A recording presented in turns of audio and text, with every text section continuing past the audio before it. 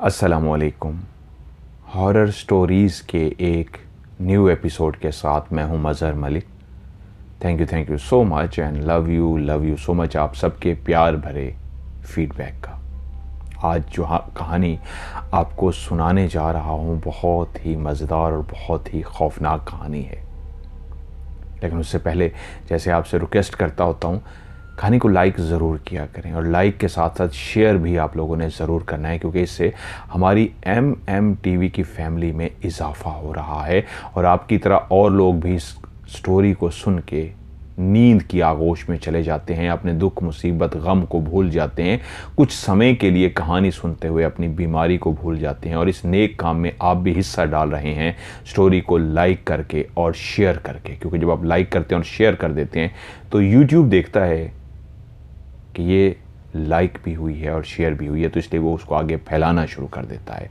और जब वो ज़्यादा फैलती है तो और लोग भी उस नेक काम में शामिल होते हैं जिसमें उनकी ज़िंदगी में वो 1 घंटा है, 50 मिनट है, वो सुकून का बायस बनता है आप लोगों की वजह से। इसलिए वो नेक काम में आपने भी हिस्सा डाल दिया। किसी ने मुझे कहा कि मज़हर भाई, आप इतनी लंबी स्टोरी सुनाते हैं, इसको याद कैसे कर लेते हैं? ये तो बड़ा मुश्किल काम है, क्योंकि आप जब कहानी सुनाते हैं और जो आपका अंदाज़े बयां है या आपका लफ्ज़ों का जो चुनाव है, उसको सुनते हुए एक माँ की याद आती है। जैसे माँ लोरी बचपन में सुनाती थी, नींद आती थी। माँ से, दादी माँ से, नानी माँ से जब हम कहानी सुनते थे तो कहानी सुनते सुनते नींद की आगोश में चले जाते थे। आपने वही माहौल पैदा कर दिया, तो आप याद कैसे करते हैं? इसका जवाब ये है कि आज की जो कहानी मैं सुनाने जा रहा हूँ, इसको भी एक दफ़ा सुनता हूँ, फिर दूसरी दफ़ा सुनता हूँ, फिर तीसरी दफ़ा सुनता हूँ, फिर उसको लिख भी लेता हूँ। कुछ कहानी ऐसी होती हैं जो मुझे खुद लफ्ज़ों में तैयार करनी होती है, जो सुनाने वाले होते हैं उन्होंने सुन रखी होती है, तो उसको फिर मैं अपने लफ्ज़ों में ढालता हूँ। कुछ कहानियाँ ऐसी होती हैं कि वो मुझे बार बार सुननी पड़ती हैं याद करने के लिए, क्योंकि जिस तरह आज की कहानी है उनके साथ जो वाक़यात बीते, उनकी वो फीलिंग, वो खौफ और वो सब कुछ सुनाते हुए उनके ऊपर एक कंडीशन जो तारी हो जाती है, तो ख्वाहिश होती है कि कोई लफ्ज़ मिस ना करूं। हर वो लफ्ज़ जो उन्होंने वॉइस मैसेज में रिकॉर्ड किया है, हर वो लफ्ज़ आप तक अमानत के तौर पे पहुंचा सकूं, तो उसको पहुंचाने के लिए 2 दफ़ा नहीं 3 दफ़ा स्टोरी को सुनता हूं। यकीन मानिए, कहानी को सुनते हुए फिर रिकॉर्ड करते हुए मेरे 3-4 घंटे लग जाते हैं। एडिट भी होती है उसमें।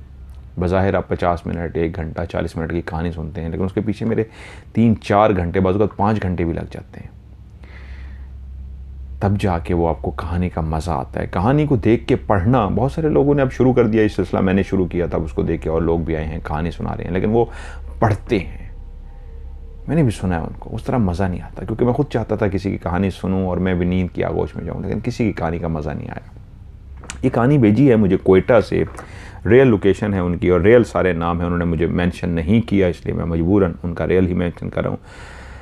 ग़ुलाम यासीन इनका नाम है। सबसे बड़े हैं, अल्लाह ताला ने इनको 8 भाई और 1 बहन दी, और 8 भाइयों में सबसे पहला नंबर, जो सबसे पहले इस दुनिया में आए, वो ग़ुलाम यासीन भाई हैं, जिन्होंने मुझे ये कहानी भेजी है। और 5वें नंबर का उनका भाई जिसका नाम है सलाहुद्दीन। इन दोनों भाइयों के साथ जो वाक़यात पेश आए वो मैं आज की स्टोरी में शामिल करना जा रहा हूँ। इनके वालिद साहब की भी एक स्टोरी मैंने आपको सुनाई थी, बहुत ही खौफनाक थी। उसी गली में इनके वालिद साहब जब गुज़र रहे थे तो किसी चीज़ को उन्होंने देखा था रात के अंधेरे में। वो इतना बड़ा सा था कि इनके वालिद साहब 15-20 कदम उठाते थे और वो 1 कदम में उतना फासला तय कर लेता था। आप लोगों को शायद याद आ गई होगी। ग़ुलाम यासीन भाई कहते हैं जो इनका घर है ये ऑलरेडी हॉन्टेड था। यहाँ पे पहले भी कई वाक़यात हो रहे थे। अब उन्होंने तुड़वा के नया घर बनवा लिया है, लेकिन जब वो पुराना घर था तो उसके अंदर कई ऐसे वाक़यात जो जिनों के ऊपर मुश्तमिल थे होते रहते थे। इनका छोटा भाई सलाहुद्दीन मदरसे में पढ़ने भी जाता था और उसके अलावा वो एक दर्जी की दुकान पे काम करता था। शायद वो सीख चुका था या सीख रहा था, उन्होंने मेंशन नहीं किया, लेकिन वो एक दर्जी का ही काम करता था। एक ऐसी शॉप जहाँ पे लेडीज़ के लिए, ख़वातीन के लिए कपड़े तैयार किए जाते हैं, उनके कपड़े सिलाई की जाती थी। लेकिन ये एक ऐसा बच्चा था जो मदरसे जाके कुरान मजीद हिफ्ज़ कर रहा था, हाफिज़ कुरान ये बना। और इसकी एक आदत ये थी कि ये जब भी इसको मौका मिलता, क्योंकि इसने कुरान मजीद हिफ्ज़ करना होता, तो ये चलते फिरते कुरान मजीद पढ़ता रहता ताकि कहीं भूल ना जाए। एक ख़ास इसकी रूटीन थी, सुबह उठना, नमाज पढ़ना, शॉप पे चले जाना, मदरसे जाना, ये सारे रूटीन के वो काम करता। लेकिन पहला वाक़या जब उनके साथ पेश आया सलाहुद्दीन के साथ, तो ये 15वां या 16वां रोज़ा था, माह रमज़ान का महीना चल रहा था। माह रमज़ान के महीने में भी बहुत सारे लोग अपने कपड़े सिलने के लिए दर्जी को देते हैं। तो उन दिनों में जब ईद आनी होती है, आज भी छोटे बड़े शहरों में दर्जियों के पास बहुत ज़्यादा रश लग जाता है और ये लोग आम रूटीन से हट के रात सारी काम करते हैं या लेट नाइट तक काम करते हैं, और जब सहरी का टाइम होता है तो तब अपने घरों को रवाना हो जाते हैं। सलाहुद्दीन भी उसी तरह अपने काम पे पहुंचा, सारा दिन काम किया, लेकिन आज उसको पता था कि मैंने यहाँ से शॉप से इतना पहले रवाना होना है कि घर फैमिली को सहरी पे ज्वाइन कर सकूं। और घर में ऐसा ही था कि वहाँ पे वालदा उठ चुकी थी और सहरी का एहतमाम शुरू हो गया था। सलाहुद्दीन ने अपनी दुकान से छुट्टी की और चलता हुआ घर की तरफ रवाना हो गया। वो जैसे ही चलते चलते उस सड़क पे पहुंचा जिसका उन्होंने रियल नाम ही लिखा है, जो न्यू फ़कीर मोहम्मद रोड है क्वेटा में, उसके पास एक स्कूल भी है। तो न्यू फ़कीर मोहम्मद रोड पे जब वो पहुंचा तो और उस एक स्कूल के पास पहुंचा तो उसने देखा कि वो सड़क के लेफ्ट साइड पे चल रहा था और उस वक्त हर तरफ जिस तरह माह रमज़ान में एक हलचल होती है, सहरी के एहतमाम के लिए लोग उठते हैं, बाहर से दही लेने के लिए चले जाते हैं, पराठे कुछ लोग बाहर से लेके आते हैं, लेकिन जिस रोड से ये गुज़र रहा था वहाँ पे कोई ऐसी दुकानें नहीं थी, जहाँ पे होटल नहीं थे खाने पीने के लिए कोई उठ के आता। तो यहाँ पे वीरानी ही वीरानी थी, रात का अंधेरा था, खामोशी ही खामोशी थी। और सलाहुद्दीन उस खामोशी में सूरह यासीन की तिलावत करता हुआ आगे बढ़ रहा था। जैसे कि उसकी आदत थी, जब भी वो दुकान की तरफ जाता था पैदल या वापस आता था तो कुरान मजीद हिफ्ज़ करने के लिए बार बार वो पढ़ता रहता था ताकि भूल न जाए। उस रात भी सूरह यासीन की वो तिलावत करता हुआ उस रोड की तरफ आ रहा था जहां आज से पहले उसके साथ ऐसा कोई वाक़या पेश नहीं आया था। और वो चलते चलते जैसे उस न्यू फ़कीर मोहम्मद रोड पे पहुंचा तो वहीं पे राइट साइड पे एक स्कूल बना हुआ है, उसके साथ बिजली का एक खंबा लगा हुआ है और वहाँ पे उस वक्त लाइट जल रही थी। तो उसने दूर से देखा उस खंबे के नीचे कोई औरत खड़ी है। वो चलता चलता अपने कुरान मजीद की तिलावत करने में मसरूफ़ था। उसके कदम रोड के ऊपर रखते हुए उसका ध्यान उसके पूरे दिमाग की तरफ के जो आयत वो सूरत जो पढ़ रहा था उसी को किरत वाले अंदाज में आहिस्ता आहिस्ता ज़ुबां ही ज़ुबां में पढ़ता हुआ जा रहा था। लेकिन जैसे ही सामने निगाह पड़ी, ये कौन है, वो भी रात के इस पहर। अरे ये तो एक औरत है, तो इस औरत को कोई हेल्प की ज़रूरत तो नहीं है। ये रात को बेचारी अगर इस टाइम इतनी सामने जो मुझे नज़र आ रही है खड़ी है, यकीनन ये कोई परेशानी में है, किसी मदद की इसको ज़रूरत ना हो। तो मुझे क्या करना चाहिए? इस रोड पे तो अकेला मैं ही गुज़र रहा हूँ और कोई भी इंसान यहाँ से नहीं गुज़र रहा, तो मुझे आगे बढ़ के इसकी मदद करनी चाहिए। ये सोचता हुआ वो चलने का जो अंदाज़ था, तेज़ तेज़ चलना अब स्लो हो गया। फ़ैसला नहीं कर पा रहा था मैं इसके करीब जाऊं या वो ख़ुद मुझे मदद के लिए पुकारती है तो मैं आगे बढ़ के उसकी मदद करूंगा, वरना मैं ख़ुद से चला गया तो कहीं बुरा ही ना मान जाए। किसी सवारी के इंतज़ार में हो, किसी अपने मिलने वाले के इंतज़ार में हो या किस मकसद से हो, तो मैं आहिस्ता से चलता हूँ इस अंदाज़ में कि उसकी तरफ देखता हुआ जाऊँ कि अगर वो मुझे आवाज़ दे के बुलाती है तो मैं ज़रूर उसकी मदद करने के लिए आगे बढ़ूँगा। अब फासला आहिस्ता आहिस्ता करीब होता जा रहा था। ये उल्टे हाथ पे चल रहा था। वो सीधे हाथ की तरफ राइट साइड पे खड़ी थी। खंबे के नीचे जो एक रोशनी थी उसमें कलियां नज़र आ रही थी। जूं जूं ये उसके करीब जा रहा था तो एक बात जो उसको नज़र आ रही थी, क्या कोई दुल्हन अपने घर से भाग आई है? क्या कोई दुल्हन ने अपने घर को इस अंदाज में छोड़ा है कि वही अपने दुल्हन वाला लिबास तक उतार नहीं सकी? ये कैसे पॉसिबल है कि एक दुल्हन पूरे उस लिबास में, जो दुल्हन ने एक भड़कीला सा, भारी भरकम सा, जिसके ऊपर कढ़ाई, जिसके ऊपर सितारे, जिसके ऊपर कई तरह का काम होता है, वो लिबास पहने, यहाँ तक के गहने तक पहने हुए थे। उसके गले में तमाम वो जेवरात थे जो दुल्हनें पहनती हैं। उसने नाक पे वो टीका सा लगा रखा था, माथे पे भी उसका टीका था और पूरे बाजू उसके सोने के जेवरात से भरे हुए थे।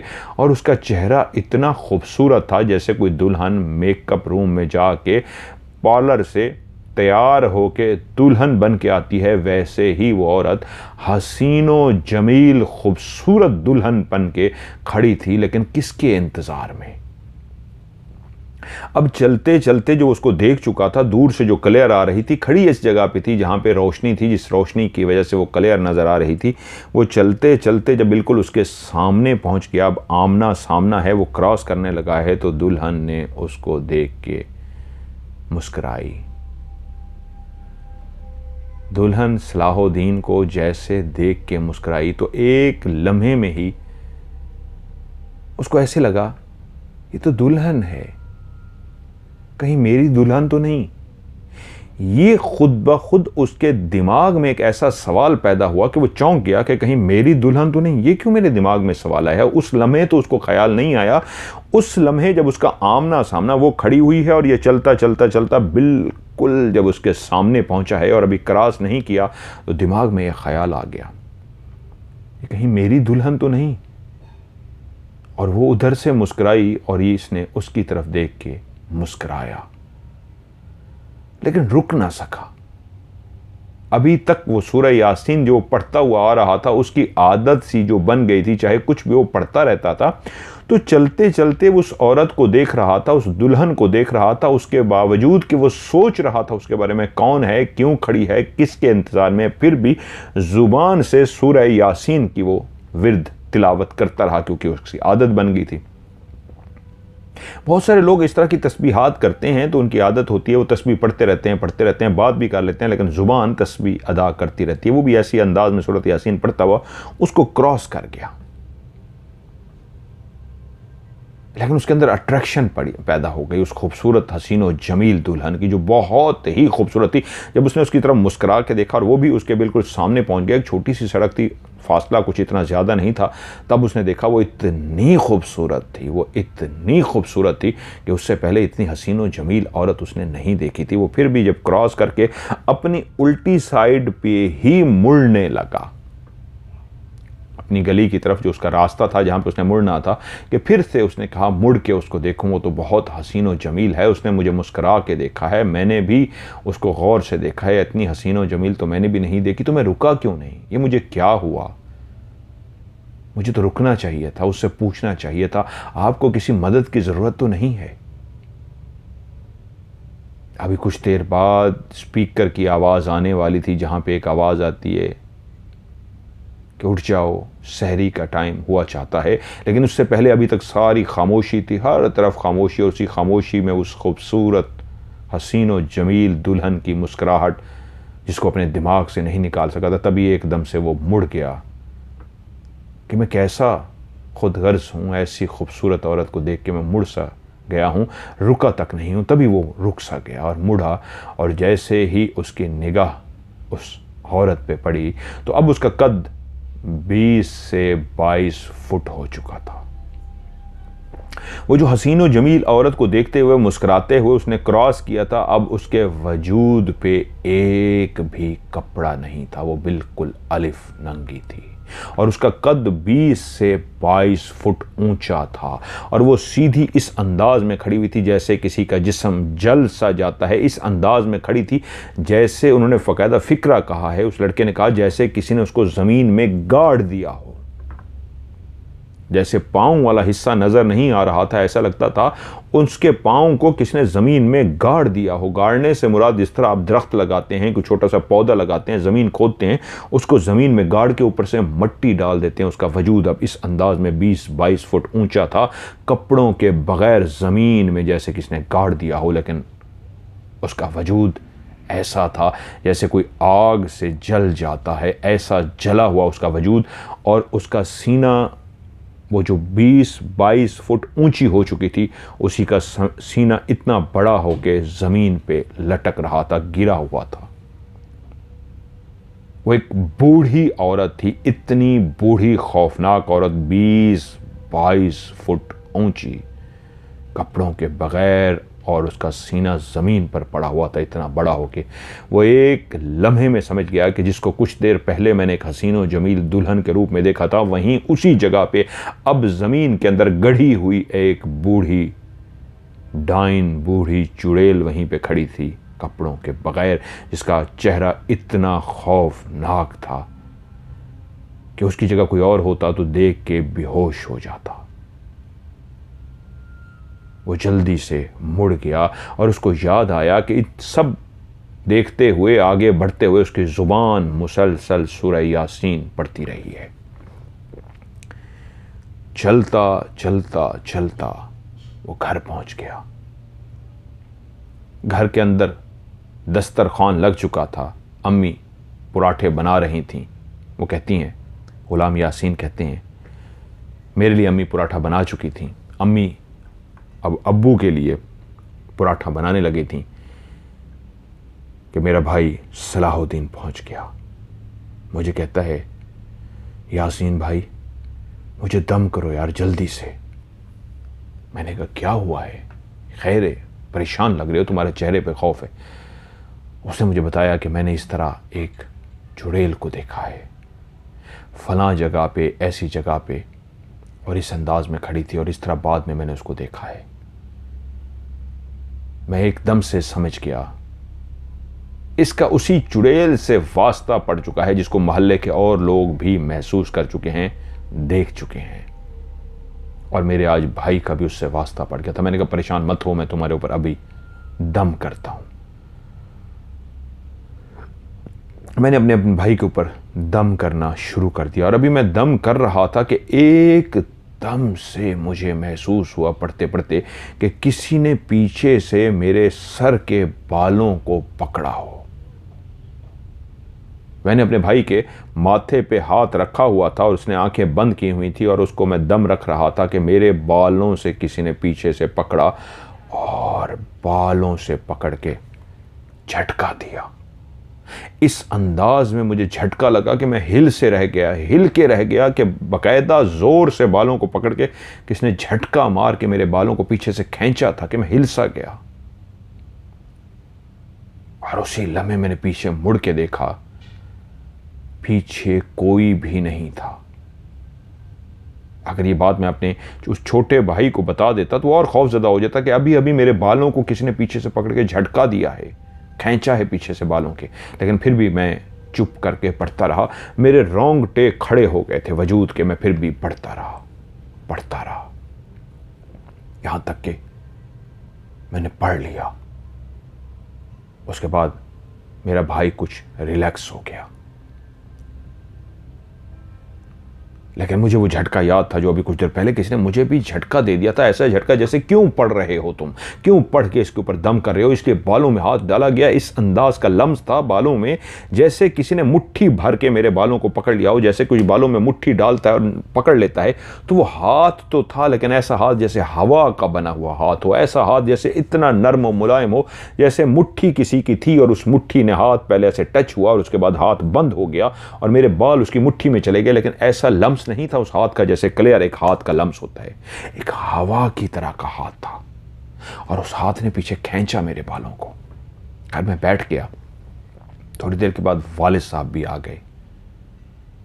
वालदा उनके लिए तकरीबन पराठा तैयार कर चुकी थी और तभी मैंने वाले साहब को मुखातिब किया कि अब्बू, सलाहुद्दीन आज डर गया है।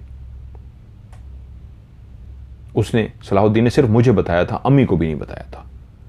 तो मैंने अब्बू को मुखातिब करके कहा, अब्बू सलाहुद्दीन आज डर गया है, आ रहा था तो फलां जो रोड है उस रोड पे वो चुड़ैल इसको नजर आई है, और जब ये मुड़ने लगा है, कुरान पढ़ रहा था, तब वो अपने असली रूप में आ गई थी। अभी मेरी बात मुकम्मल ही नहीं हुई थी कि उसी वक्त तकरीबन एक 8-9 इंच बड़ी छिपकली ऊपर कहां से आई है खुदा जाने, लेकिन इतनी तेजी से धड़ाम करके गिरी है जहां मेरे वाले साहब बैठे थे, बिल्कुल उनके सामने आके। 8-9 इंच बड़ी, अच्छी मोटी तगड़ी, और ना सिर्फ आके वो गिरी है बल्कि वो मरी हुई थी, आके पड़ी ही रही है, हिली नहीं है। वाले साहब ने छिपकली की तरफ देखा, एकदम उठ के खड़े हो गए, समझ गए। बोले दस्तरखान को यहां से हटा के साइड पे कर दो। दस्तरखान को वहां पे साइड पे कर दिया गया। हमने भी अपनी अपनी जगह चेंज की और वाले साहब को भी बात समझ आ गई थी कि अभी वो देख के आया है। मैंने तो वाले साहब को ये नहीं बताया था कहीं भाई न डर जाए कि मेरे दम करते हुए मेरे बाल भी किसी ने पीछे से पकड़े हैं। खैर हमने दस्तरखान साइड पे लगाया। वाले साहब ने कहा दम कर दिया है इस पे। मैंने कहा जी मैंने इस पे दम कर दिया है। कहते बस आप कोशिश करना रात को इस तरह लेट ना आना, ध्यान रखना। उन्होंने नसीहत जिस तरह वाले साहब करते हैं उस तरह वाले साहब ने नसीहत की। उसने कहा ठीक है अबू जी। हमने बैठ के सहरी की। सहरी करने के बाद उसी तरह रूटीन में हम अपने अपने कामों में लग गए। वो कहते हैं क्योंकि हम 8 भाई थे और नामी एक बहन थी। हम अपनी बहन से बहुत कम काम कराते थे। भाई हम खुद ही ज़्यादातर काम कर लेते थे। एक ही बहन है, उससे सारे काम क्यों कराएं, तो इसलिए हम उससे नहीं कराते थे। लेकिन उस वाक़े के बाद हम उस दिन उठ तो गए, लेकिन हमारे घर के हालात बहुत ख़राब होने शुरू हो गए। जैसे मैंने कहानी के शुरू में बताया, हमारे घर में ऑलरेडी जिन्नात के मामला थे, लेकिन इस वाक़े के बाद सो काम बहुत बढ़ गया। हुआ ये कि एक दिन हम घर में बैठे हुए थे, ईद हो चुकी थी। इस वाक़े के बाद सारा कुछ खैर खैरियत से हो गया, ईद हमारी गुजर गई। और ईद के बाद ऐसा हुआ कि मेरा भाई मदरसे जाता और मदरसे जब वो वापस आता था तो आके अक्सर मगरिब के बाद वो खड़े होके अजान झाड़ू लगा देता था, क्योंकि हमारी जो बहन थी हम उससे इस तरह का काम नहीं कराते थे। हम कहते थे हम खुद ही कर लें। तो मगरिब के टाइम अक्सर वो झाड़ू पकड़ता और अम्मी की हेल्प करने के लिए वो झाड़ू भी सलाहुद्दीन लगा देता था। ऐसी ही एक मगरिब की टाइम वो झाड़ू लगा रहा था कि झाड़ू लगाते लगाते वो एकदम से रुक सा गया कि उसकी निगाह पड़ी, सामने ज़मीन पे एक तावीज़ पड़ा हुआ था। और उसी लम्हे जब वो मुड़ा था तो उसको लगा था कोई चीज़ ऊपर से आके गिरी है, और जैसे ही मुड़ा है तो उसी लम्हे उसकी निगाह पड़ी कि यहीं अभी कुछ देर पहले ही तो मैंने चंद सेकंड पहले ही इसी जगह पे झाड़ू लगाया था और अब उस जगह पे एक तावीज़ पड़ा है। क्योंकि मैं पीछे मुड़ा भी इसलिए हूँ कि मैंने किसी चीज़ को उड़ते हुए और नीचे गिरते हुए देखा है, और जिस जगह पे गिरते हुए देखा उसी जगह पे देखा तो वहाँ पे एक तावीज़ पड़ा हुआ था। वो फ़ौरन समझ गया कि ये तो एक तावीज़ है।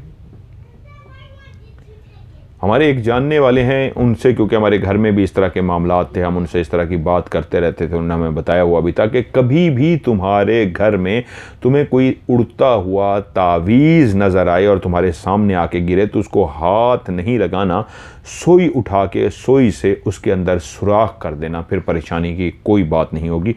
ये बात सलाहुद्दीन के दिमाग में भी अच्छी तरीके याद थी। और जैसे उसने देखा कुछ चीज़ पीछे गिरी है और उसने मुड़ के देखा तो एक तावीज़ आके गिरा है, खुदा जाने कहाँ से आया था, तो फौरी तौर पे उसने झाड़ू उठाया, जल्दी से झाड़ू उसके ऊपर रख दिया, जैसे झाड़ू से ढांप लेते हैं कि ये इधर उधर ना हो जाए, ये कहाँ से उड़ता हुआ आया है और पता नहीं किसने फेंका है, जगह तो कोई नहीं है, हमसायों का भी इस तरह का कोई नहीं, वो तो बहुत दूर दूर से, ये कहाँ से आया है। उसने ऐसे जल्दी से झाड़ू रख दिया और मुझे कहता है यासीन भाई जल्दी करो, सुई लेके आओ। और उसने झाड़ू उस तावीज़ के ऊपर रखी हुई। जब मुझे कहता है सुई लेके आओ, तो मैं समझ गया कि कोई तावीज़ इस तरह का निकला है। मैं कहा रुको मैं लेके आता हूँ। भाग के गया उसका बड़ा भाई और अंदर से सुई पकड़ कर आ गया। उसके हाथ में सुई थी। वो कहता है इस झाड़ू के नीचे तावीज़ है और उसके अंदर सुई मारनी है। और जैसे ही उसने झाड़ू उस तावीज़ के ऊपर से उठाया तो नीचे कुछ भी नहीं था। उसने अच्छी तरीके झाड़ू को देख लिया, इधर उधर देख लिया कि नहीं कहीं नहीं जा सकता, यहाँ पे तो कोई आया ही नहीं है। यासीन भाई सिर्फ तुम आए हो और वो भी दूर खड़े हुए हो, तो मैंने तुम्हें कहा सुई लेके आओ, लेकिन इस झाड़ू के नीचे ही मैंने तावीज़ को पकड़ा हुआ था। अब वो तावीज़ वहां पे नहीं था। मैंने भी देख लिया, तावीज़ कहीं से भी नहीं मिला। और उससे 2 दिन बाद ही हम लोग घर में इसी तरह बैठे हुए थे। मगरिब के बाद का टाइम था कि बाहर दरवाज़ा नॉक किया गया। ठक ठक ठक ठक। दरवाज़ा जैसे ही बाहर से खटखटाया गया तो यासीन कहते हैं कि मैं उठा कि देख के आऊँ बाहर कौन है, और मैं चलता हुआ बाहर गया और बाहर जाकर दरवाज़ा खोला तो देखा बाहर कोई भी नहीं है। ना सिर्फ मैं हैरान हुआ बल्कि परेशान भी हो गया कि इतनी जल्दी कोई कहाँ जा सकता है। अभी अभी तो दरवाज़ा खटखटाया गया है और शायद मुझे उठने में देर हो गई होगी या शायद दरवाज़ा खोलने में मैंने देर लगा दी, इसलिए वो चला गया है। एक नॉर्मल बात थी, बाज़ औक़ात ऐसा होता है कि कोई बाहर से दरवाज़ा खटखटाए और अब पहुंचने में आप देर कर दें तो वो चला जाता है। उससे अगले दिन फिर इस तरह हुआ कि बाहर दरवाज़ा खटखटाया गया और जैसे ही दरवाज़ा खटखटाया गया, एक और भाई जो घर में मौजूद था वो अपने जगह से उठा कि देखूं बाहर कौन है, और जाके उसने दरवाज़ा खोला, देखा बाहर कोई भी नहीं है। गली के अंदर झांक के देखा, इधर देखा, भाई कौन था, बाहर कोई भी नहीं था। उसको भी नहीं आइडिया था कि 1-2 दिन पहले भी ऐसा हो चुका है। उसने भी कहा कोई होगा, उसने भी बात को इग्नोर कर दिया। 1-2 दिन के बाद फिर से एक और भाई के साथ भी इसी तरह का वाकया हुआ। उसका भी दरवाज़ा खटखटाने पे जाके देखने पे बाहर कोई नहीं था, लेकिन कोई एक दूसरे को बता नहीं रहा था। एक नॉर्मल सी बात थी। लेकिन एक दिन उसी तरह एक मगरिब का टाइम था, सारे हम भाई आज 3-4 भाई हम घर में मौजूद थे और उसी लम्हे दरवाज़ा खटखटाया गया तो एक भाई उठा, उसने जाके दरवाज़ा खोला तो बाहर कोई भी नहीं था। तो उसने वहीं खड़े होकर कहा कौन है भाई, किसने दरवाज़ा खटखटाया है? ऊंची आवाज़ में बोला। फिर से दूसरी दफ़ा उसने आवाज़ दी, भी मैं पूछ रहा हूँ कौन है, किसने खटखटाया है? कोई जवाब नहीं आया। तो उसने दरवाज़ा बंद किया और बुड़बुड़ाता हुआ आया कि पता नहीं कौन है यार, दरवाज़ा खटखटाया। बोला नहीं तो एकदम से यासीन बोला क्या हुआ है? कह रहा पता नहीं, मैं दरवाज़ा खोला बाहर कोई नहीं है। यासीन कहता है हाँ यार मैंने खोला था, एक दफ़ा ऐसा हुआ था। दूसरा भाई बोला हाँ मेरे साथ भी हुआ था, मैंने भी खोला था, कोई नहीं था। तीसरा बोला, 4-5 भाई बोल पड़े कि यार हम सबने बारी बारी खोला है, हम तो इसलिए इग्नोर कर दिया कि वैसे कोई होगा। इसका मतलब ये सबके साथ हो चुका है कि दरवाज़ा खोलते हैं बाहर नहीं होता। ये क्या हो रहा है? इसी तरह बिल्कुल अगले दिन हम भाई मौजूद थे और दरवाज़ा खटखटाया गया तो हम नहीं उठे। हमने कहा रुको देखते हैं क्या दरवाज़ा दोबारा खटखटाया जाता है। दरवाज़ा थोड़ी देर के बाद दोबारा खटखटाया गया, दूसरी दफ़ा। इसका मतलब है जो भी था वहाँ मौजूद था। हम बैठे रहे कि क्या तीसरी दफ़ा भी दरवाज़ा खटखटाया जाता है। तीसरी दफ़ा जब दरवाज़ा खटखटाया गया तो हमें इतना अंदाज़ा हो गया कि दरवाज़ा पहली और दूसरी और जो तीसरी दफ़ा खटखटाया गया है उसका जो बीच में ड्यूरेशन है, टाइम पीरियड है, वक्फा आता है बीच में खटखटाने का, और बिल्कुल एक जैसा है। मिसाल के तौर पे 15 सेकंड बाद या 20 सेकंड बाद ही एग्जैक्ट दरवाज़ा खटखटाया जाता है। अगर आप नहीं उठ के जा रहे तो फिर 20 सेकंड के बाद दरवाज़ा खटखटाया जाएगा। तीसरी दफ़ा फिर 20 सेकंड के बाद खटखटाया। जब हमें अंदाज़ा हो गया कि एग्जैक्ट 20 सेकंड में कोई दरवाज़ा खटखटाता है तो अब हम तैयार हो गया एक भाई कि अब जैसे ही कोई खटखटाएगा मैं इसको पकड़ लूँगा। ये कौन है जो शरारत करता है, भाग जाता है, तंग कर रहा है, मैं अभी पकड़ते हैं। तो वो इस तरह उठ के चलता हुआ आराम से चलता दरवाजे के जाके साइड पे खड़ा हो गया। अब उसको पता था कि अब टाइम हो गया, दरवाज़ा खटखटाया जाएगा, क्योंकि जब दरवाजे पे हाथ मारा जाता था तो कम से कम इस तरह खटखटाया जाता था। 5-6 हाथ मारे जा रहे हैं, 1 2 3 4 5 6 हाथ तकरीबन। अब वो दरवाजे के पास खड़ा है और जैसे ही बाहर से दरवाज़ा किसी ने खटखटाया, अभी पहला ही हाथ पड़ा, उसने जल्दी से दरवाज़ा खोल दिया कि इसको अभी पकड़ता हूँ, बताता हूँ ये कौन है जो शरारत करता है, दरवाज़ा खटखटा के भाग जाता है। एकदम से उसने दरवाज़ा खोला, जैसे ही दरवाज़ा खटखटाया गया उसने एकदम से दरवाज़ा खोला और बाहर झांका तो उसके रोंगटे खड़े हो गए। बाहर कोई भी नहीं था। अभी तो दरवाजे को हाथ मारा जा रहा था, अभी तो खटखटाया जा रहा था, भागने वाला तो भाग ही नहीं सकता था। लेकिन जैसे ही दरवाज़ा खोला गया आगे कोई भी नहीं था। वो एकदम से खौफजदा हो गया। भाई ने बाहर से देखा कोई भी नहीं, तो अंदर बैठे हुए भाई ने पूछा क्या हुआ? कहता है कोई भी नहीं। भाई भी देख चुके थे कि अभी खटका ही है, इसने दरवाज़ा खोला है। तो बोले बाहर कोई नहीं है? कहता नहीं बाहर कोई नहीं है। अब तो बात क्लियर हो गई थी, कौन इतनी तेज़ी से दरवाज़ा खटखटा के भाग सकता है? इसका मतलब है जो दरवाज़ा खटखटा रहा है वो नज़र नहीं आ रहा। अब हमारे घर में इस तरह गाहे बगाए 1-2 दिन छोड़ के दरवाज़ा खटखटाया जाता और एक दिन दरवाज़ा सलाहुद्दीन ने खोल लिया। उसको इन बातों का पता नहीं था कि कोई दरवाज़ा खटखटा रहा है। सलाहुद्दीन बैठा था, दरवाज़ा खटखटाया गया तो सलाहुद्दीन उठ के चल पड़ा दरवाज़ा खोलने के लिए।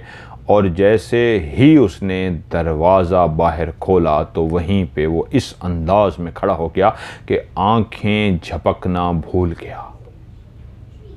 उसके चेहरे पे एक रंग आए एक रंग जाए। उसकी रीढ़ की हड्डी में एक ऐसी सर्द लहर, खौफ की लहर दौड़ गई कि वो कपकपा रहा था, क्योंकि सामने जैसे ही उसने दरवाज़ा खोला तो दुल्हन का लिबास पहने उसी तरह हसीनो जमील दुल्हन बने जिसको उसने पहली दफ़ा खंबे के नीचे स्कूल के पास देखा था।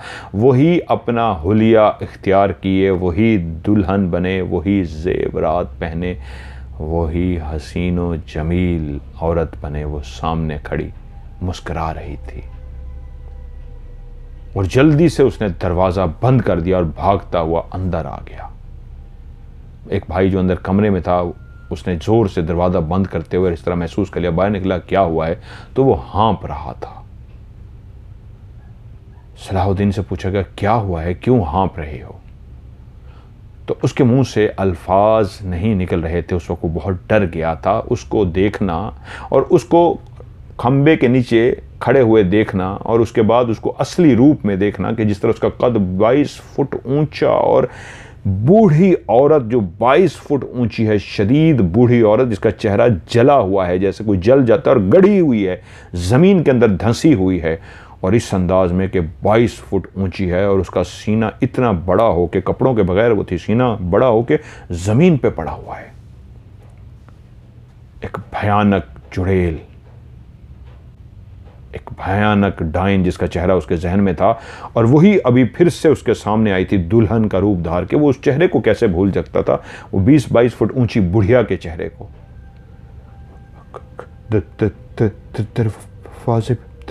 दरवाजे पे वो इस अंदाज में हकला रहा था। भाई भागता हुआ बाहर गया, जाके दरवाजा खोला तो बाहर कोई भी नहीं था।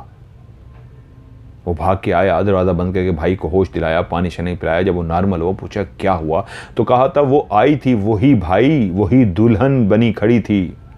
आज भी उसी दुल्हन के रूप में आके दरवाजे के बाहर आई थी, दरवाज़ा खटखटा रही थी। तो भाई ने कहा तुम्हें नहीं पता इतने दिनों से दरवाज़ा खटक रहा है, हम लोग खोलते हैं बाहर कोई नहीं होता और हमने सबको कह दिया था दरवाज़ा नहीं खोलना। वो बोला भाई मुझे नहीं पता था, मुझे नहीं पता था। जैसे ही जाके बाहर से मैंने दरवाज़ा खोला है तो तभी मैं उसको देख के शदीद डर गया हूँ। वो सामने खड़ी थी, वही दुल्हन का रूप धार के। तब भाई ने उसको मना कर दिया कि आज के बाद तुमने दरवाज़ा नहीं खोलना, फौरी तौर पे हम कारी साहब से दम करवाते हैं क्योंकि अब वो हमारे घर तक आ गई है। उससे पहले दरवाज़ा खटखटाया जा रहा था तो इसको हमने इसलिए सीरियस नहीं लिया था कि सिर्फ दरवाजे की हद तक ही है तो छोड़ दो, दरवाज़ा कोई खटखटाता है तो खटखटाने दो। लेकिन अब क्योंकि बात इस अंदाज में हो गई थी तो हम अपने भाई को कारी साहब के पास लेके गए कि कारी साहब इसको दम कर दें। यूं कारी साहब ने उसको दम कर दिया और कारी साहब के दम करने से कुछ दिनों के लिए वो बेहतर हो गया। वक्ती उसको आराम आ गया। इसी तरह अभी भी उसकी आदत थी, अक्सर वो शाम को झाड़ू लगा देता। सुबह भी झाड़ू लगती थी, शाम को भी 2 टाइम झाड़ू लगाते थे, सुबह सुबह भी और शाम को भी। शाम को उसी तरह वो घर आया, उसने झाड़ू उठाया और माँ की मदद करने के लिए, जिस तरह उन्होंने कहा हमारी एक बहन तो है लेकिन हम उससे ज़्यादा काम नहीं कराते थे, उसने झाड़ू उठाया और झाड़ू देना शुरू कर दिया कि उसका बड़ा भाई गुलाम यासीन कमरे में था। वो जैसे ही बाहर निकला तो देखता है कि भाई की हालत ख़राब है, झाड़ू हाथ में लेके इस अंदाज में बुत बना हुआ है, आंखें खुली हुई हैं और बहुत ज़्यादा खौफज़दा हुआ है। यासीन चलता हुआ उसके पास है और बोला क्या हुआ है सलाहुद्दीन, क्या हुआ है, सब खैरियत है ना? उसको होश लाना पड़ा, जैसे कोई हिलाता है उसको ऐसे हिलाना पड़ा, और उसको जैसे हिलाया तो ऐसे होश में आ गया। भाई ने कहा क्या हुआ? उसने अपनी गर्दन मोड़ी और एकदम पीछे देखा और एकदम से फिर आगे हो गया। मेरे पीछे खड़ी है। भाई ने एकदम से उसके पीछे देखा, पीछे तो कोई भी नहीं था, लेकिन भाई समझ गया कि ये डर गया हुआ है, अभी कुछ ना कुछ इसने देख जरूर लिया है। दरवाज़ा खटखटाने पे तो हमने भी खोला था, वो हमें नज़र नहीं आई थी, लेकिन इसको ही नज़र आई थी, तो अभी मुझे अगर नज़र नहीं आ रही तो इसको ज़रूर नज़र आ रही है। भाई ने कहा कहाँ खड़ी है? तो उसने बिल्कुल मुड़ के पीछे इशारा किया, ये खड़ी है सामने। भाई था, बड़ा भाई था, डर तो उसके अंदर भी था, लेकिन फिर भी उसने कहा किस रूप में है? उसने कहा उसी दुल्हन के रूप में,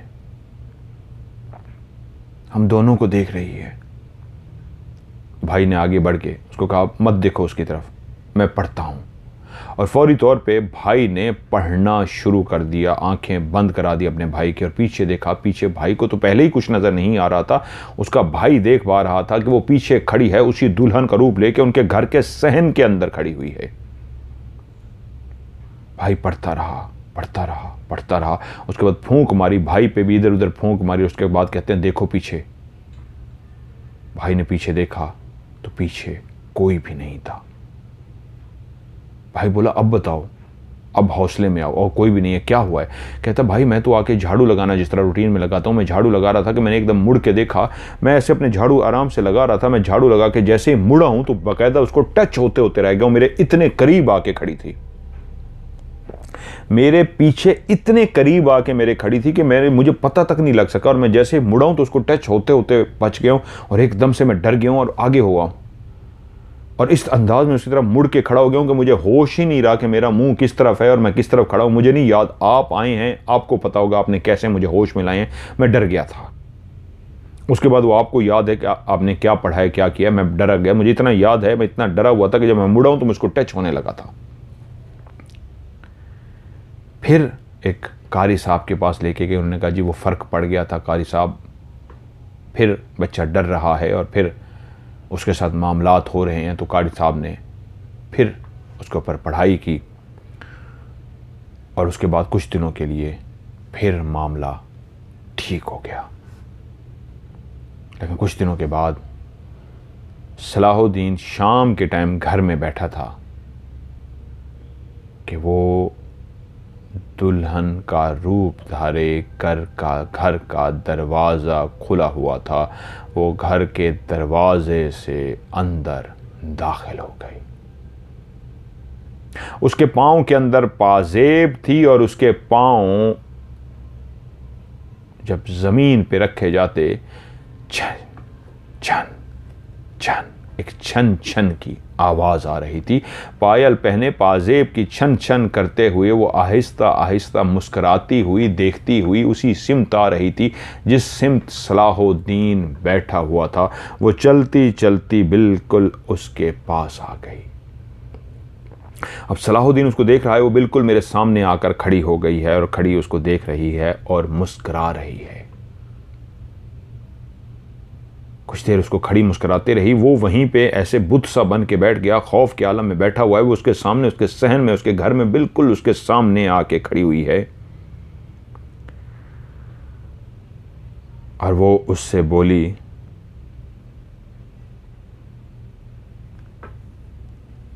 सलाहुद्दीन उठो, चलो मेरे साथ,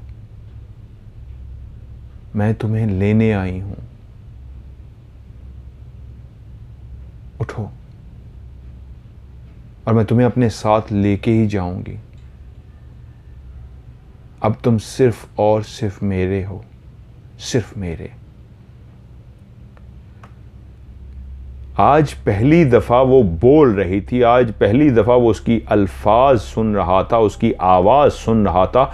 उसकी आवाज़ ऐसी मधम थी, उसकी आवाज़ ऐसी मधुर सुर में थी, ऐसी खूबसूरत आवाज़ थी, ऐसी आवाज़ जो किसी के भी कान में जाए तो ऐसा रस घोले कि उसकी आवाज़ के सहर में, उसके आवाज़ के जादू में कोई भी खो सा जाए। और वो भी इसी अंदाज में खो सा गया। ऐसी सुरीली, ऐसी मीठी, ऐसी कशिश वाली उसकी आवाज़ थी, इतनी खूबसूरत आवाज़ कि इंसान आवाज़ का ही दीवाना हो जाए। वो सुरीली आवाज़ उसको कह रही थी, सलाहुद्दीन तुम मेरे हो, उठो, चलो मेरे साथ, मैं तुम्हें लेने आई हूं, तुम सिर्फ और सिर्फ मेरे हो, सिर्फ मेरे। वो इस अंदाज में बैठा, हैरान और परेशान उसको देख रहा। मैं क्या करूं, मैं इसका क्या जवाब दूं कि उसको एकदम से एहसास हुआ जैसे वो शहर से निकल आया है। उस आवाज़ के जादू से, उस आवाज़ के सुरीलेपन से वो मदहोश सा हो गया था। ऐसे लगा था वो कहाँ बैठा है, कौन है, उसको सब कुछ भूल गया था। उसका दिल चाहा था वो एकदम से उठ के खड़ा हो जाए और उसका हाथ पकड़े और कहे, चलो हम चलते हैं। अब तो उसके इतने करीब खड़ी थी और ऐसी मधुर, ऐसी सुरीली, ऐसी मीठी आवाज़ में उससे मुखातिब थी कि उसका दिल चाहा जिसके साथ वो चल पड़े। उसका चेहरा इतना हसीन व जमील था, ऐसी बड़ी बड़ी खूबसूरत आँखें, ऐसे पंखड़ियों की तरह के उसके होंठ, ऐसे खूबसूरत उसके गाल, हाथ इतने वाइट और इतने खूबसूरत कि अगर हाथों को हाथ लगाया जाए तो हाथ मैले हो जाएं। पूरा वजूद उसका जेवरात से भरा हुआ। लेकिन शायद वो उस वक्त उसको अपने साथ ले ही जाती, लेकिन एकदम से जैसे उसको झटका लगा और उसको लगा कि नहीं, ये धोखा है, ये मुझे ले जाएगी। ये एकदम से उसका दिमाग जैसे जो बंद हो गया था, मऊफ हो गया था, वो उसके साथ चलने को तैयार हो गया था। वो एकदम से जैसे होश में आ गया और वो उसी वक्त अजीब सा हो गया, बेचैन सा हो गया। अब वो उसके सामने खड़ी है और वो बेचैनी सा महसूस कर रहा है, मैं करूं तो क्या करूं। एकदम से उसने अपनी आंखें बंद कर ली और एकदम से जैसे उसका दिमाग काम करना शुरू हो गया, उसने अल्लाह ताला का विर्द करना शुरू कर दिया। वो जैसे अल्लाह ताला का विर्द करता गया, उसको लगा कि अब मेरा दिमाग सुकून में आता जा रहा है, मेरा खौफ कम होता जा रहा है, मैं जो उठने इसके साथ जाने के लिए तैयार हो गया था, ऐसे लग रहा है अब मैं उस तरफ दिमाग मेरा हट गया है। वो पढ़ता रहा, पढ़ता रहा, पढ़ता रहा। इतनी देर में उसके कानों में एक आवाज़ आई भाई की, सलाहुद्दीन क्या हुआ है। और उसको मज़ीद होश आ गया कि मैं अपने भाई के पास हूँ, अब मेरा भाई भी मेरे करीब आ गया, मुझे हिम्मत करनी चाहिए, मुझे डरना नहीं चाहिए। वो कहता है जैसे ही मेरे कानों में भाई की आवाज़ गूंजी है तो फिर मेरा दिल करे कि मैं आंखें खोलूं तो सामने खड़ी है। तो उसने आंखें बंद किए हुए अपने भाई को वहीं से कहा, भाई ये सामने खड़ी है, भाई ये मुझे लेने आई है,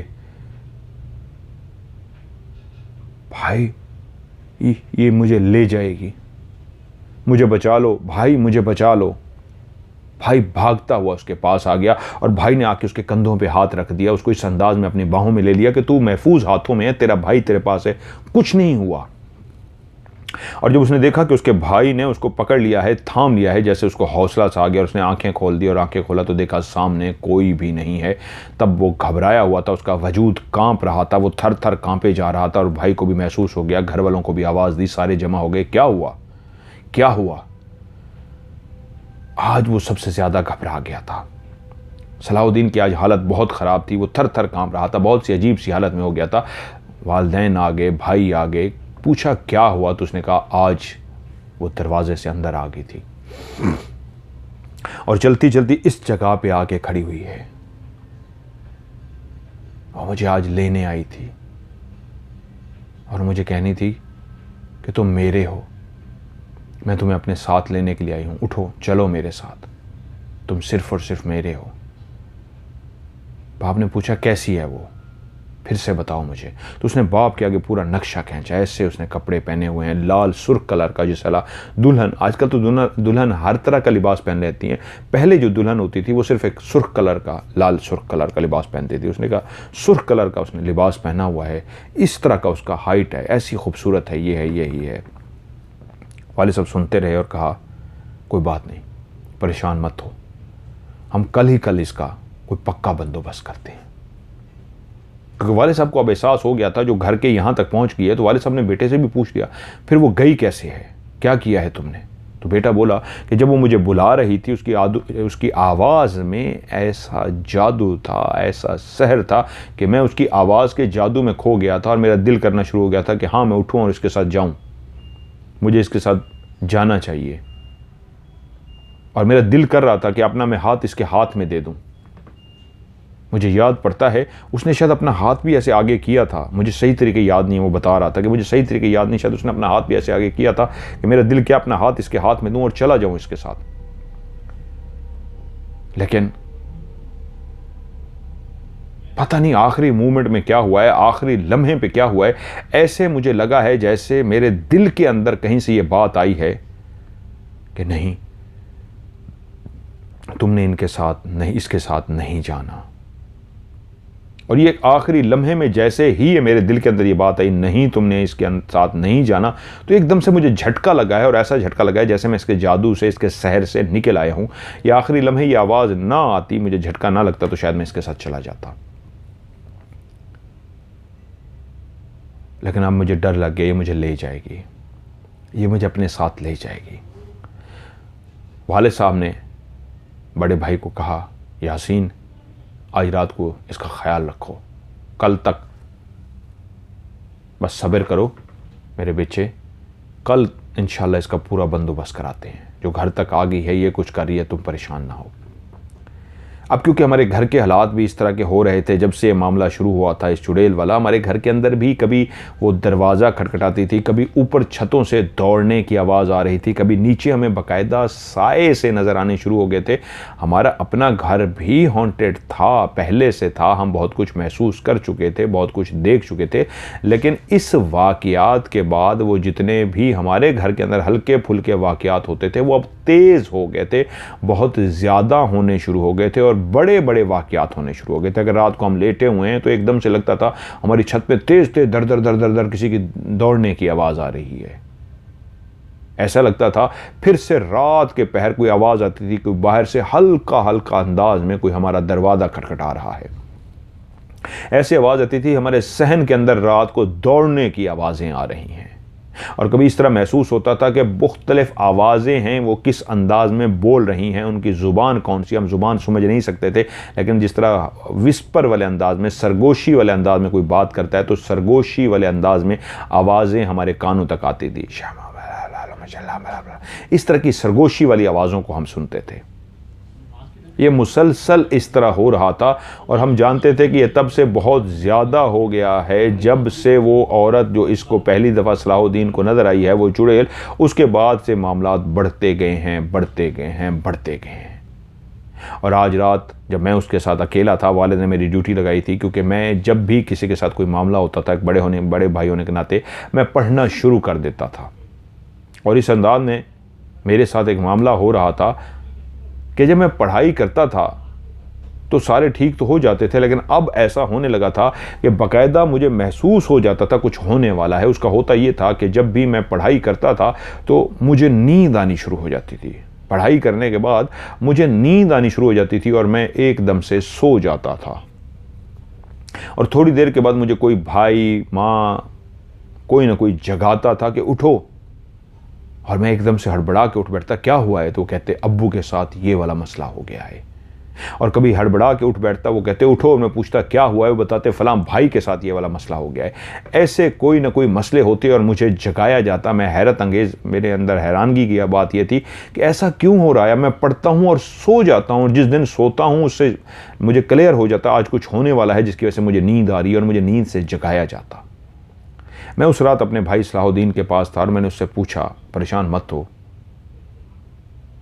सब ठीक हो जाएगा, सुबह इसका कोई ना कोई हल हो जाएगा, तुम्हें नहीं लेके जा सकती, आज मैं जागता रहूँगा, तुम सोना भी चाहो तो सुकून से सो जाओ, मैं तुम पे पढ़ता रहूँगा, परेशानी की कोई बात नहीं। और हाँ, कोई ऐसी बात है जो अभी तक भूल गए हो, ना बता सके हो, मुझे वो ज़रूर बताओ।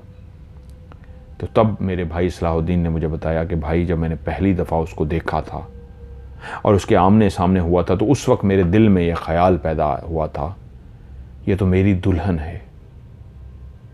आपको पता है मैं ऐसा नहीं हूँ।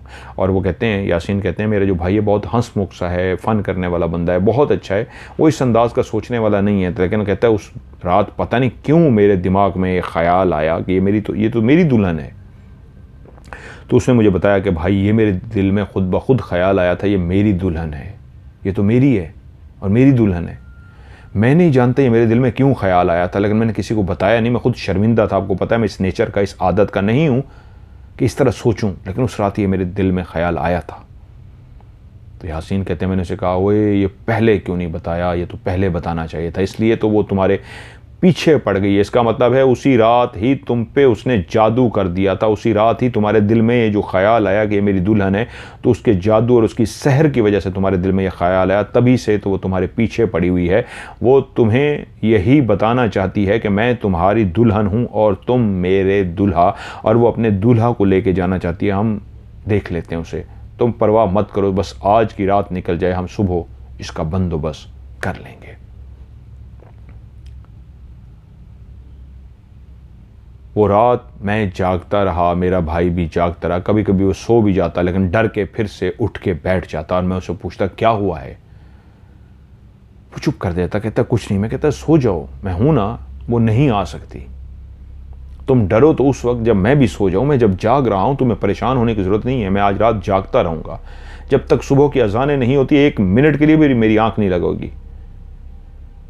और वो मेरा भाई सोते सोते डर के उठ जाता और कहता, भाई अब जाग रहे हो ना। मैं कहता हाँ, क्यों परेशान हो, मैं जाग रहा हूँ।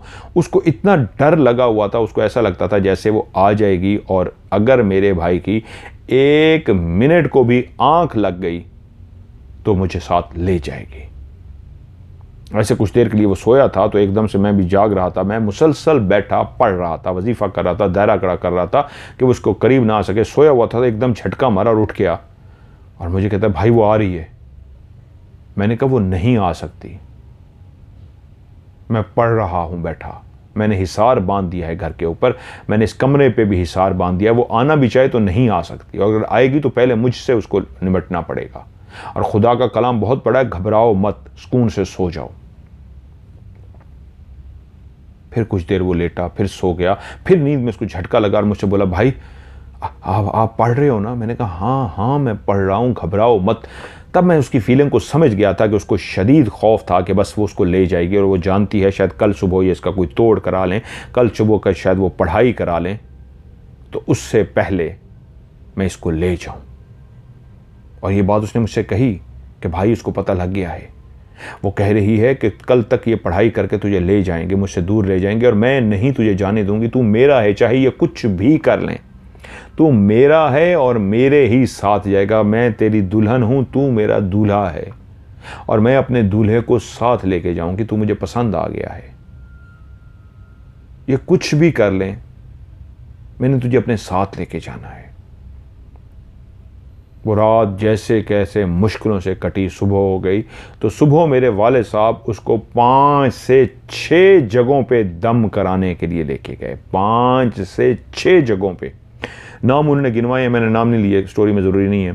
फ़लाँ कारी साहब थे, उनके पास गया, उनसे भी दम करा लिया। एक और कारी साहब के, उनके पास गया, उन्होंने भी बताया वाकई वो एक चुड़ैल है, इसके पीछे लग गई, उसको लेके जाना चाहती है, उन्होंने भी पानी दम किया। एक और के पास गए, उन्होंने भी यही बताया, सही कह रहे हैं, ये वहम नहीं है, एक चुड़ैल है और वो चुड़ैल बहुत ताकतवर है और इसके पीछे लग गई, इसको लेके जाना चाहती है।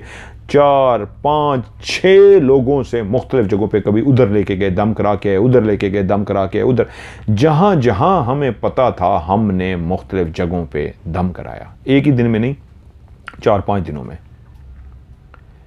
एक दिन में 2 जगहों से करा लिया, क्योंकि पहले जो कारी साहब थे वो जब भी पानी दम करते थे और उसके ऊपर दम करते थे तो कुछ दिनों के लिए दूर रहती थी, लेकिन कुछ दिनों के बाद फिर वापस आ जाती थी। तो पहले उन्हीं के पास गए, क्योंकि उनके दम से कुछ दिनों के लिए आराम तो आता था ना, हमें पता था, तो हमने कहा इनका दम ज़रूरी है, पहले उनका दम कराया। फिर उसी दिन किसी और के पास गए, उनसे भी शाम को दम करा लिया। फिर अगले दिन किसी और के पास दूर किसी शहर लेके गए, वहाँ से भी दम कराया। एक और जगह पे 5-6 वो मुख्तलिफ दूर जगहों पे जो बड़े बड़े नाम थे, नामी ग्रामी लोग थे, जिनका नाम था कि वो जिन्नात, चुड़ैलें या जितनी भी मखलूक़ात हैं उन पे हावी हैं, जो वो जिन्नात उनसे डर के भागते हैं। हम उन सब के पास गए और पानी दम करा के आ गए, उस बच्चे को भी दम करा के आ गए। ऐसी ही 6 लोगों से हम पानी दम करा चुके थे। अब पापा ने, हमारे वालिद साहब भी बोले कि अब सुकून की बात है, डरने की बात नहीं है, जितनी जगहों से ये पानी दम हो चुका है। सब ने कहा तो यही है, वो लेके जाना चाहती है, लेकिन हमारे अब इस दम की वजह से वो नहीं लेके जा सकेगी। तुम लोग बेफिक्र होकर अपने घर जाओ, अब अगर वो तुम्हारे घर आएगी तो जिन्नात उसको खुद देख लेंगे।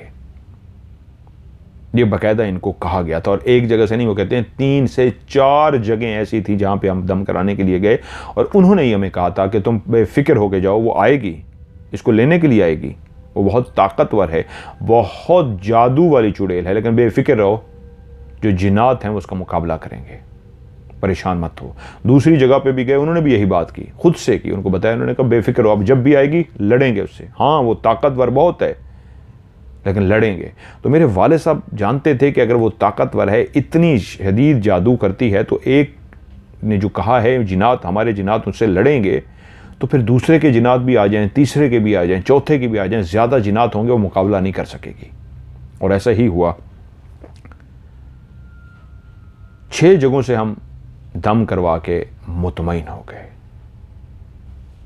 और फिर एक ऐसी रात आई कि मैं पढ़ाई कर रहा था, मेरा दिल घबरा रहा था और मुझे लग रहा था कि बड़ा कुछ होने वाला है, बहुत बड़ा, और मैं घबराया हुआ था और मैं पढ़े जा रहा था। यासीन कहते हैं कि पढ़ते पढ़ते पढ़ते मुझे नींद आ गई, और जब मुझे जगाया गया तो उठो भाई उठो, लड़ाई हो गई है। मैं एकदम से हड़बड़ा के उठ बैठा। जैसे ही हड़बड़ा के उठ बैठा, क्या लड़ाई हुई है? उसने कहा मुअक्कलात और उस चुड़ैल की लड़ाई होगी है, जिन्नात और वो चुड़ैल ऊपर छत पर लड़ रहे हैं। मैं जल्दी से अपने कमरे से उठा, दौड़ता हुआ बाहर आया तो देखा मेरे वालिद साहब, बाकी बहन भाई सब जाग चुके हैं, क्योंकि हमारी वो छत जो बहुत मजबूत छत थी, टीयर गार्डर लगे हुए थे, उस छत के ऊपर वाकई एक शदीद लड़ाई हो रही थी। घुमसान की लड़ाई, उस चुड़ैल और जिन्नात की लड़ाई हो रही थी, एक खौफनाक लड़ाई। आगे क्या हुआ उस लड़ाई में, जहां वो ऊपर छत पे ऐसी खौफनाक लड़ाई के नीचे सारे लरज रहे थे और जान चुके थे कि एक शदीद लड़ाई है। आगे क्या हुआ आपको पता है, वो मैं पार्ट 2 करता हूँ, क्योंकि मैं ड्यूरेशन भी देखते रहता हूँ, ड्यूरेशन बहुत लंबी हो गई है। अभी तो काफ़ी वाक़यात हैं जो इस चुड़ैल के हवाले से, और बाकी लोगों को, महल्ले वालों ने भी देखा, और अभी भी मौजूद है वो चुड़ैल, गई थोड़ी है। तो ये था आज का पार्ट 1। इंशाल्लाह कल आपको इसी का पार्ट 2 सुनाऊंगा। तो जिस तरह मैंने कहा ना, एक एक हो सकता है मैं फिर बातें कुछ भूल के, उन्होंने बहुत बातें लिखी हैं, मैं उनका वॉइस मैसेज है, उनके साथ तो बीती है ना ये सारी कहानी, तो वो सुनाने वाले तो एक एक जुमला उनको याद होता है, मेरे जैसा बंदा जो सुन रहा होता है उसको भूल जाता है। तो मुझे बड़ी मेहनत करके याद करनी पड़ती है, इसलिए तो आपसे भी रिक्वेस्ट कर रहा होता हूँ कि यार मैंने इतनी मेहनत की है कि आप भी थोड़ा सा हिस्सा डाल दें उसमें। इसमें कितनी देर लगती है कि लाइक भी कर दें और साथ में शेयर भी कर दिया करें। कोई ना देखे आप शेयर ज़रूर करें, क्योंकि यूट्यूब ये देखता है कि ये वीडियो को 100 बंदों ने शेयर कराया है, 5000 बंदों ने शेयर कराया है, वो जब आपका एक बंदा भी ना देखे, फेसबुक पे शेयर कराते हैं, यूट्यूब पे शेयर करते हैं, कहीं पे भी शेयर कराते हैं, कहीं पे भी, जहाँ पे व्हाट्सअप पे शेयर करा दें आपको, व्हाट्सअप तो आजकल हर बंदे का होता है, तो जब यूट्यूब देखता है कि इसको शेयर किया गया है बार बार और लाइक भी इतना किया गया है, तो वो यूट्यूब भी उसको फिर फैलाता है, आगे लोगों तक पहुँचाता है और फिर लोग उसको देखते हैं और हमारी इस फैमिली का इजाफा होगा और लोग भी कहानी को आपकी तरह एंजॉय कर सकेंगे। इसलिए मैं रिक्वेस्ट करता हूँ, मैं इतनी मेहनत करता हूँ तो आप भी हिस्सा डाल दिया करें कि इसको शेयर किया करें, जहाँ पे भी कर सकते हैं, व्हाट्सएप, यूट्यूब, इंस्टाग्राम, जिधर भी इसको ज़रूर शेयर किया करें और लाइक भी ज़रूर किया करें। तो आप लोग भी अपनी कहानियाँ भेजिए जी, कल इंशाल्लाह इसका पार्ट 2 आपको सुनाऊँगा। कहानी भेजने के लिए ये वाला पोर्शन लोग मिस कर देते हैं, जिस तरह इन भाइयों ने कहानी भेजी, बहुत ज़बरदस्त कहानी, और रियल नाम मैंने बता दिया, मुझे नहीं पता रियल बताने थे नहीं बतानी थी, लोकेशन रियल बतानी थी नहीं बतानी थी, कि उन्होंने मेंशन नहीं किया, वो भूल गए हैं मेंशन करना। इसलिए तो मैं बार बार रिक्वेस्ट करता हूँ, एंड वाला पोर्शन आप देखते ही नहीं है, छोड़ देते हैं इसको, ये देखना बहुत ज़रूरी है। अगर आप कहानी भेजना चाहते हैं, आपने कहानी नहीं भेजनी फिर आप ना देखें, अगर आपने कहानी भेजनी है तो इस पोर्शन को ज़रूर देखें। 3 बातों का खास ख्याल रखना है। सबसे अहम बात जिसका अगर आपने ख्याल ना रखा तो आपकी कहानी प्रोग्राम में शामिल नहीं हो सकेगी, वो ये है कि आप जब भी कहानी को भेजें, वॉइस मैसेज रिकॉर्ड करके भेजें या आप लिख के भेजें, तो आपने आखिरी लफ्ज़ STORY स्टोरी लाजमी लिखना है। उर्दू में भी स्टोरी लिख सकते हैं, लेकिन अगर सबसे उसी के एंड, यानी लिखी हुई जो कहानी है उसके लास्ट में नहीं, उसको पहले भेज दें। लिखी हुई कहानी को या वॉइस मैसेज रिकॉर्ड करके भेजें, उसको पहले भेज दें, अलग से एक नया मैसेज टाइप करें और उसके अंदर लिखें स्टोरी, STORY, या उर्दू में स्टोरी लिखें, अलग से एक मैसेज में इसको आप स्टोरी लिख के भेज दें। ये गलती करेंगे, स्टोरी एंड पे लिख के नहीं भेजेंगे तो आपकी कहानी प्रोग्राम में शामिल नहीं होगी। और दूसरी दो बातें जिनका ख्याल रखना है, आपने अपना नाम, अपने शहर का नाम, लोकेशन सारी मुझे हकीकी रियल बतानी है, लेकिन आगे ये भी बता देना है कि मैं कहानी में रियल बताऊं या उसको फ़र्ज़ी बताऊं। अगर आप चाहते हैं कि मैं कहानी में ये चीज़ें फ़र्ज़ी बताऊं तो फ़र्ज़ी भी साथ में बता दिया करें कि रियल नाम ये है, फ़र्ज़ी आप ये बता दीजिएगा, जगह का नाम रियल ये है, फ़र्ज़ी आप ये बता दीजिएगा, मैं उसको फॉलो करूँगा।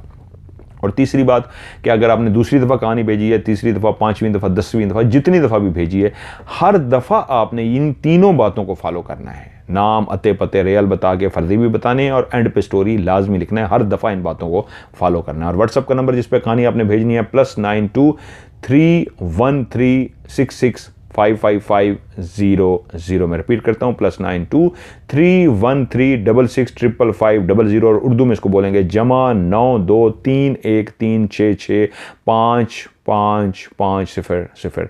आज की हॉरर स्टोरी से मज़हर मलिक को दीजिए इजाज़त। अपना ढेर सारा ख्याल रखिएगा। खुदा हाफिज़।